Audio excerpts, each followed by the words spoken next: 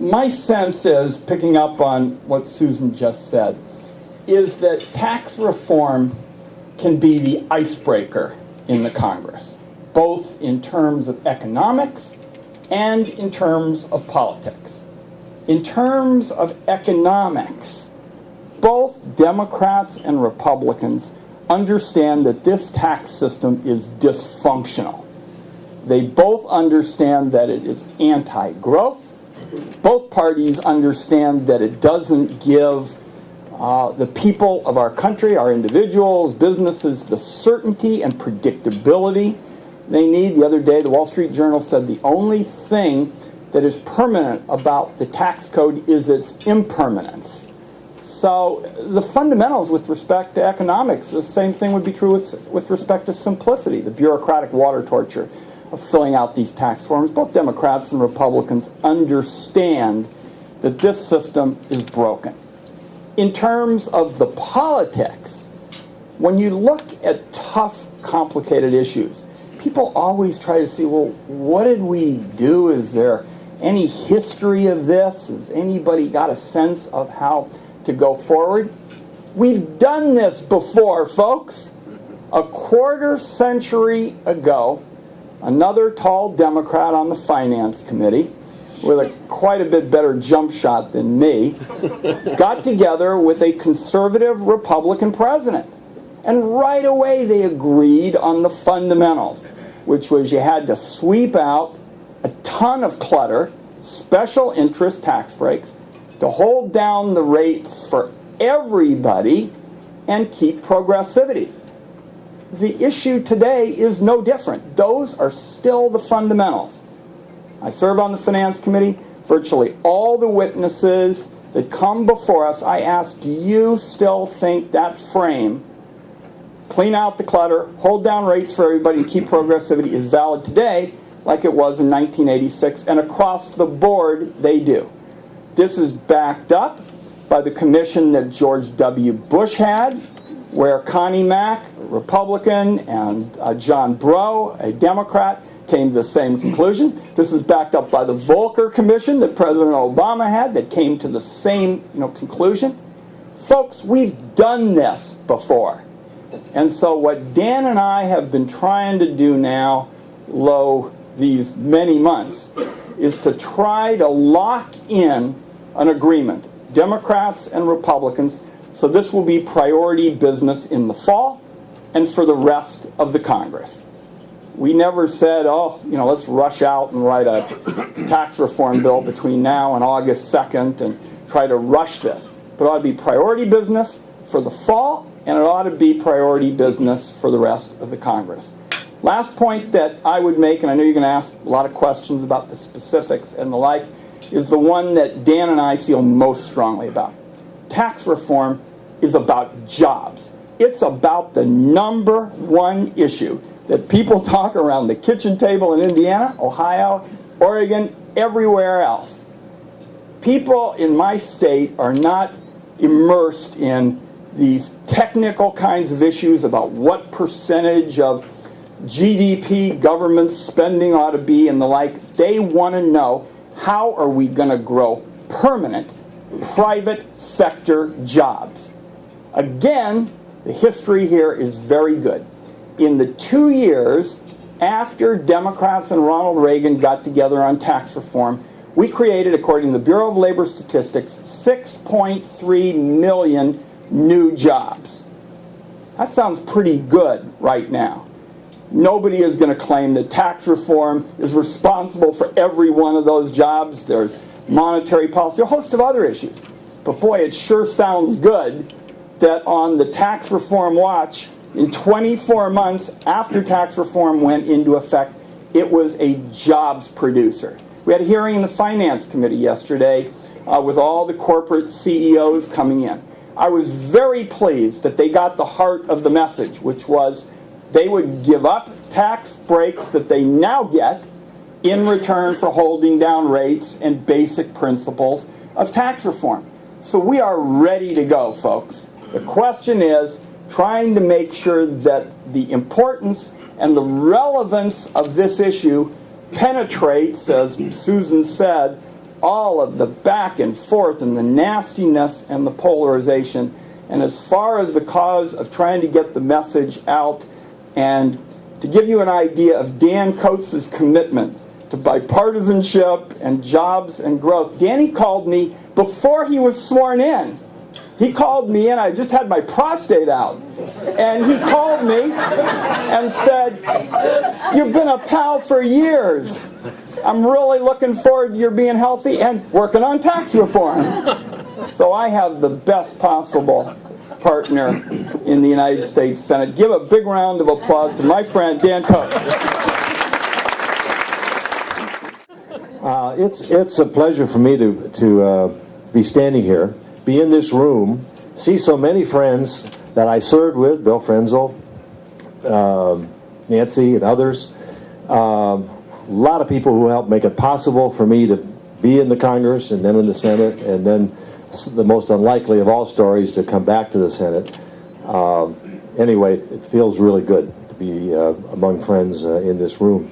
Adam Howard is my tax guy who works with Ron's, and Chief of Staff Dean Hinkson has already been mentioned here. But I got a call from Judd Gregg, who, as you know, was leading the Senate, and he said, "You know, Ron and I have been working in putting together a comprehensive tax reform for 2 years, grinding it out, meeting all the time, massaging this, tweaking that, putting something together that can genuinely be called comprehensive tax reform, built on the principle of growth and providing a boost to the economy and getting sensible tax policies in place that could accomplish that based on historical precedents that Ron has already mentioned." And we've come a long way. And someone needs to take the baton from me and carry it in the Senate in a bipartisan way, and you really ought to take a look at this. And so I had several talks with Judd, looked at the proposal as it existed then. We worked some things where I had some questions. And from that point forward, we've been going forward on a bipartisan basis, really a nonpartisan basis, because this is more than bipartisan. It's nonpartisan. There's no reason why people have to divide this along any kind of partisan lines, because it's based on the very basic principles which undermine this, underlay this whole tax reform. Simplicity. We can go through the details of simplicity, but I don't have to spend time telling you about how complex our tax code is and how many hours are spent by how many people. And the fact that most of them have to call up a number somewhere and get somebody to fill out their tax form. I had 3 tax courses in law school, and I can't fill out my tax form and have any assurance that it's anywhere close to what it ought to be. Fairness. We have kept progressivity in there, but we've looked at how we can make this fair. Growth-oriented is, of course, underlies all of that and all the policies we have in there to try to accomplish that. Revenue neutral. We didn't want to get into a fight about let's just raise revenue or cut taxes or whatever. It is revenue neutral. And I think the most important thing, it is not locked in cement. This isn't a take it or leave it proposition. We are open for business. We are open to listen to anybody who walks into our door and sit down and say, you know, this provision that you have in here, let me tell you how it affects my business. Or let me tell you, and then we talk it through, and we are open to suggestions. So when we talk to our colleagues in the Senate, and hopefully in the House, we say to them, this isn't take it or leave it, or written in cement. If you've got some concerns about it, let's sit down and see if we can work out a provision. And that's the way it's going to get passed. Now lastly, let me just say that there's now almost unanimous consensus. I guess that's it's a double whatever. My wife knows the term for that. She's always reminding me that on the grammar stuff. But the fact that it stands here as with a consensus that comprehensive tax reform has to be an integral part of fixing this debt deficit mess, fiscal mess that we're in, I think is what's going to drive this. And one of the things that Ron and I have been trying to do is inform and advise and encourage all the various groups that are trying to put plans together to incorporate at least instructional information and perhaps mandated language into whatever agreements finally come down in terms of how we go forward here for a commitment to comprehensive tax reform. You can't find an economist who doesn't say, or an analyst or a nonpartisan, someone looking at our current situation, that you can accomplish what you're trying to accomplish without tax reform. And so I think we made some really significant progress on that. Appreciate the opportunity that you've given both of us to come here.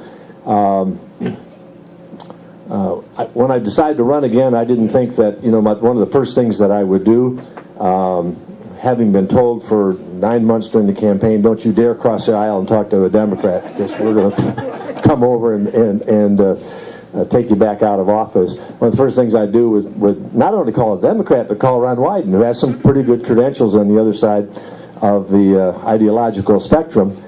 But what a joy it has been to join up together in a product that I think we can honestly stand up and say, we can take this out of politics and do what's right for America by going forward with this. Now, there's tons of details to all of this, and we're happy to share all those with you. I don't think we need to get into the weeds today, but we do appreciate the opportunity to come and speak. We do appreciate, and we'll look forward to those of you who represent various industries, businesses, individuals, groups, and so forth, of calling us up, working with us. My boss says, how does this work? Our company gets hit by this. How do you guys respond to that? Like I say, we're open for business. So thanks very much for allowing us to come over, and I think it's time to take some questions.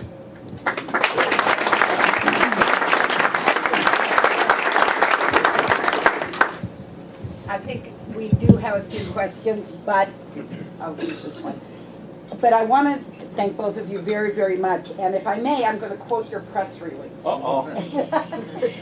When the bill came out, and then I'd ask you both to comment on this because I'm assuming your office approved the quote. Pretty good assumption. Cutting spending isn't the way out of the budgetary hole. Congress can grow its way out.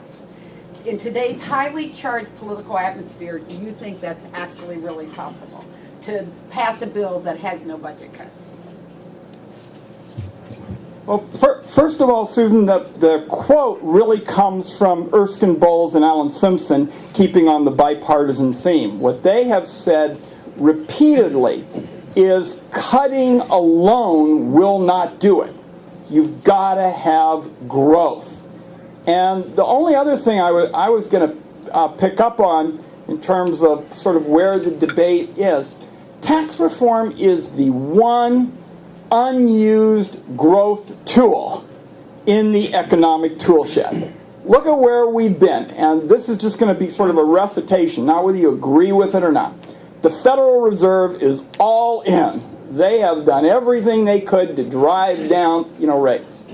The Recovery Act passed. You can be for it, you can be against it. Big, major policy, major initiative. Lots of housing initiatives, again, to try to help people who've been hard hit. Tool after tool after tool has been used.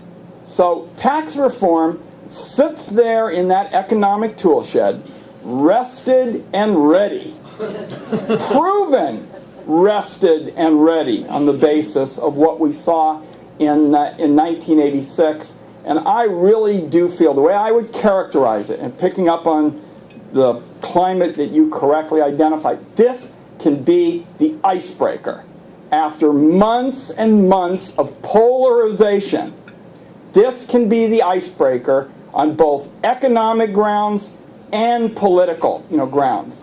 And by the way, when this is done, this bill is not going to be named after Dan Coates or Ron Wyden. My wife, owns one of the country's great bookstores up in New York City, the Strand. And she's never done politics before, and all this is kind of new to her. And she looks at my committees and says, well, Ron, you're on about everything except acoustics and ventilation up there. So, this bill is not going to be named after Dan Coates and Ron Wyden. This will be the Obama, Boehner, McConnell, Baucus. Those will be the names on the bill.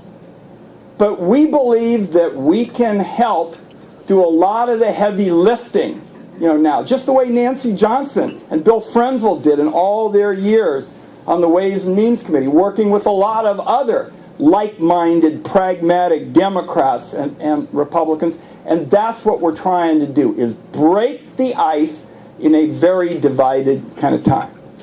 Yeah, I think everybody understands that cutting alone, taxing alone, will not solve our problem. It's all of the above, has to be addressed. And as Ron said, this could be the wedge that allows us to move much, much closer to a bipartisan effort in doing so. And this has to be a big component of it.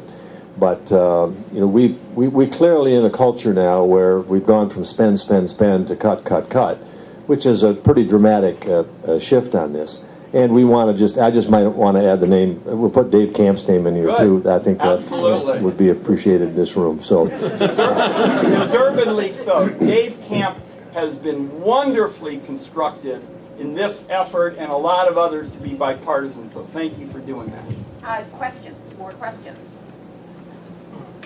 Senators, as you go forward with what's a very big, complicated set of issues, what do you think are the practical and political obstacles that you can expect to deal with in tax reform? I'll start there and then let Ron. There's a debate over the territorial tax issue that we have to work through. I will say this: I have heard, and then I'll let Ron talk. I've heard from a number of companies who said, you've got to address this. We're just so international at this particular point in time. This affects us very dramatically. I've had other international companies come to me, CEOs sit down and say, you give me a 22 to 24% tax rate, I don't care what.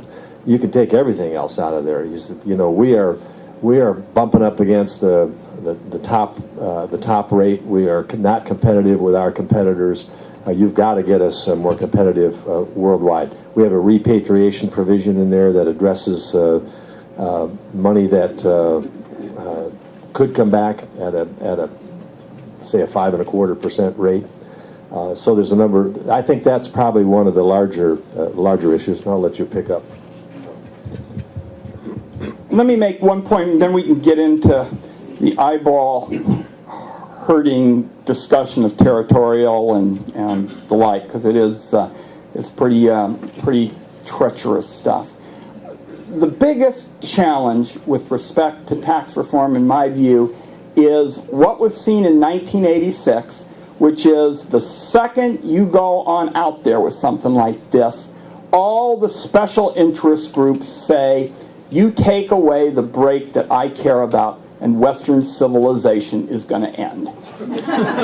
That somehow all of these other breaks, we really don't need them. But the one that we're talking about, absolutely vital to economic growth, and you should hear it in the Finance Committee now. People actually come on in and they try to make arguments that some of the tax breaks they want will help improve the fight against terrorism and all kinds of things. I mean, that will be, I think, the central challenge, and we ought to recognize how difficult it will be. I think we also have seen, and you see this in some of the debt ceiling discussion right now, that with the online factor in American politics today, the blogs and the immediacy of information, it probably makes it easier for the special interest groups to frighten people, crank up these sort of astroturf kind of campaigns where you tell people Dan Coates is going to take away your home. That will be the kind of thing that people will raise if there is discussion, about the mortgage deduction, and there certainly is going to be discussions.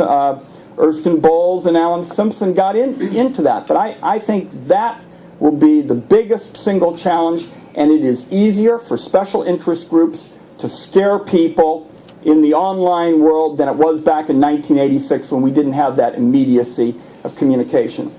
Just to add one thing there. In the tax expenditure area, we have retained the mortgage interest deduction, and the charitable deduction, because for a couple reasons. One, it immediately creates a diversion into the whole thing is bad because you've got this. And secondly, because the housing industry is in desperate shape right now, the worst thing I think we could do is put another nail in the coffin on the mortgage deduction. And it doesn't mean it can't be adjusted or means tested or whatever, but right now it's totally excluded from, it's included, it's retained. The charitable, as the government obviously is scaling back for financial reasons on what it can do with the safety net, we don't want to discourage those who are working to support and have nonprofit, non-government charitable organizations, whether it's Catholic Charities or somebody, church soup kitchen, not to be in a position to have some encouragement to support that kind of effort. So we start out by retaining those two provisions in the tax code. And let me just do one quick point on territorial and worldwide taxation and the like. Judd Gregg and I spent 18 gazillion hours working through this whole question. And Dan and I spent probably another umpteen thousand on it as well right after he arrived. So I want to make it clear I'm open with respect to a lot of the specifics. But let me just kind of walk through a couple of the key numbers. The deferral break, which you get if you're doing business overseas, you get to defer paying taxes until you bring that money back, is about $500 billion over 10 years. So it is the big one. If you, as Judd and Dan and I do, take that away and apply those very same dollars to cutting rates for American companies doing business in the United States, you can get into the low 20s. We're at 24. We could go down lower if that was part of an effort to get a bipartisan deal. You can go into the low 20s in terms of the corporate rate. And as they said in the 80s, low rates do a lot for competitiveness. It solves a lot of problems. I will tell you, having looked at the math for territorial, and John can give you one of the studies done by the major accounting firms that said that Dan and I provide more relief to business than you would get under a territorial system.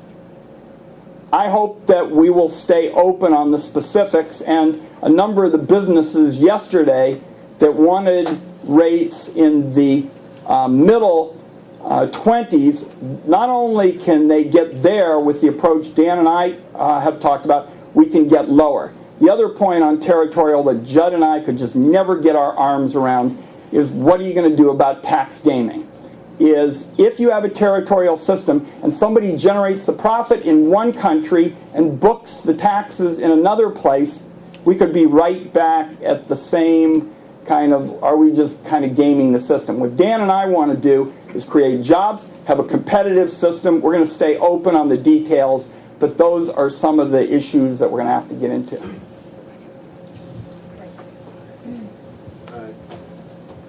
You've talked on the expenditure side and talked broader.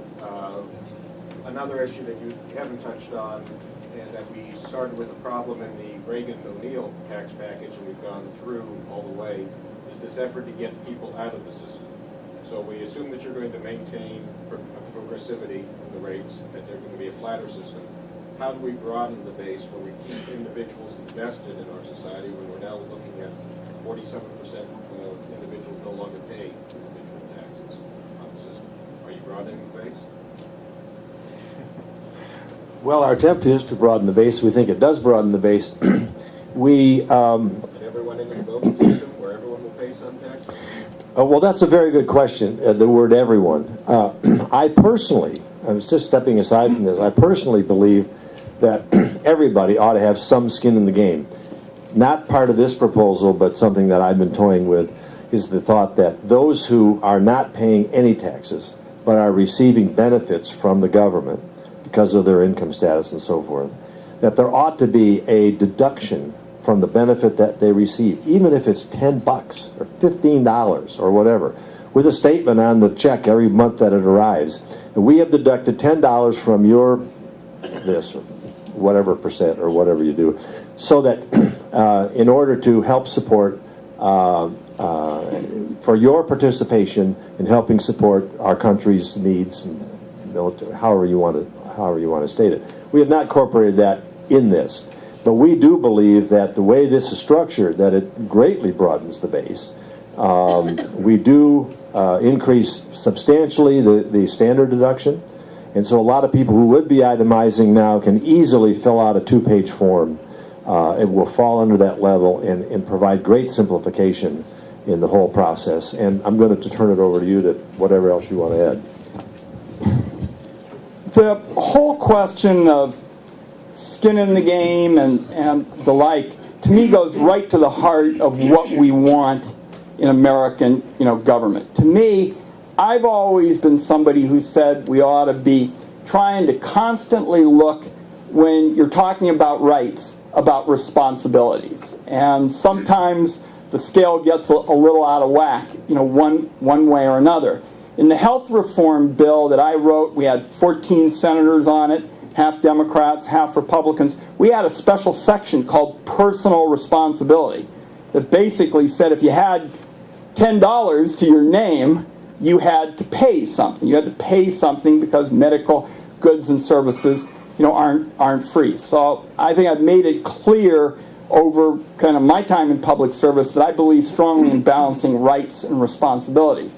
Now on taxes, we know that millions of Americans pay a lot more in payroll taxes than they pay in income taxes. And that is what has produced, the figure that I think you and others, often cite. This bill broadens the base. I certainly want to have fairness for, everybody. The question always is, if people essentially have nothing, then how do you look at that? And I think that's the issue your question will trigger. But we definitely broaden the base in this legislation. There is no doubt about that. Right here. Thank you very much. I'm a little bit in Susan's camp, slipping into a real funk. I want to believe this in the worst way, and would offer the suggestion that maybe it would be better if your names were on the bill than McConnell and Boehner and Reid and Pelosi, which really raises the question, not to get personal, but leadership. Would you reflect on the leadership in this environment to achieve what, to go back to the basketball analogy, should be a slam dunk? Ooh. Well, the last thing I want to do is call out any names. At this point, my own feeling is that the American public has finally, and having come through the 2010 election, the American public has finally come to grips with the fact that, the golden goose simply can't keep laying golden eggs. And that some pretty dramatic things need to be done over the next several years. Not just this, but several things have to be done to get us back in fiscal health. The recognition that we no longer dominate the world in terms of our ability to produce and sell goods, that we've got real competition out there. The fact that we are having such structural change in our employment base, and that we're ill-equipped in many ways to deal with that structural change in terms of how to take people that have had a lifetime of one skill and transfer that into the skills needed for the future is a very difficult proposition. So it's an enormous task, and I think getting back to leadership, we're in a transition period here as to how we used to operate and how we're going to have to operate in the future. But the only way it's going to work is to go through this very gut-wrenching process of coming to the reality that this what we are facing now is a game changer. I mean, this is not just another cyclical economic downturn or followed by a robust upturn after we suffer through several months of recession. That this is, as somebody, I guess one of the titles of the book said, "This time it's different." I think that was Rogoff and Reinhardt's book. Just had a fellow up in the Senate. We met with 10 senators. The guy who wrote Endgame, talking about the end of the 60-year debt super cycle and what countries are going to have to go through. We've seen previews of this with our states, and the housing situation is one of the symptoms of all this. There's more to come, in my belief. And so it's a real game changer in terms of how we think about policy and how we address policy. And I think it's going to be it's very difficult, obviously, and ugly in the process as we make this transition. But I think the public is there, and in some ways I think they're ahead of the curve, ahead of Washington. And they're reflecting that at the polls. So I think we're in for some rocky times and some transition times, and transition and change always brings distress and these kind of fights. Just quote a guy by the name of Monet, not the guy who painted the pictures, but a French economist who said, "Change really only comes through necessity, and necessity usually isn't understood until there's a crisis." And we are bordering on the edge of a crisis here, a very big crisis, potentially worldwide crisis, and it is forcing necessity, which will bring about change. There's an old kind of phrase that came up in 1986. It's often attributed to Bill Bradley, that tax reform is always totally, completely, and thoroughly impossible until 15 minutes before it comes together. And I still think that there's a lot of validity in this. Tax reform really would hit again a number of the kind of concerns that I call the icebreakers. Tax reform is a way to generate revenue that both Democrats and Republicans can support. One of the biggest sticking blocks in the ongoing talks, you all have seen it, it's on cable every 15 minutes. Someone comes on and says, revenue, the issue holding up, progress, can't make talks, can't surmount, the revenue question. The way to come up with additional revenue is by generating private sector employment through tax reform, so that folks who now get, apropos of your question, who might have unemployment and food stamps, will have paychecks in the private sector and will be paying taxes on the compensation they get. So this is one way to actually address a concern that is dominating the gridlock right now between Democrats and Republicans. The other point about this is, if you look at tax reform in the last kind of 3 weeks, we were almost at the top of the roller coaster. Dan and I were watching the talks. There was a period where comprehensive tax reform, I was getting my little cheat sheet, made it into the grand bargain. That was President Obama and Speaker Boehner. Then it made it into the majority leader's plan. The Gang of Six included in their proposal. I heard several references from Mitch McConnell, the Republican leader, that were favorable about tax reform. So tax reform was almost at the top of the mountain, only after about 72 hours to kind of be, well, we're for it, but maybe another time. And there were questions about how you'd carry it out. Well, there are a variety of ways that you carry it out. You could give it to the commission. You could say, if it's not done by a date certain, tax expenditures would take a haircut. I mean, there are a variety of ways to do this. So Dan's point is a very valid one, that I think people are now looking at this and recognizing its potential. And if good folks like you help us get this message out, I think we can punch through and get this queued up so it's priority business for the fall. That's what it ought to be. It's not something anybody's going to try to concoct in a week. That would be absurd. But to get it front and center for the fall has been what Dan and I have been working on for many months now. could I wrap up by just saying, you know, I'm sitting here listening to Ron Wyden talk, and I'm hearing Ronald Reagan and Jack Kemp. Bill Bradley and Dick Gephardt. All right. Senators, thank you so much. Susan, thanks for your help.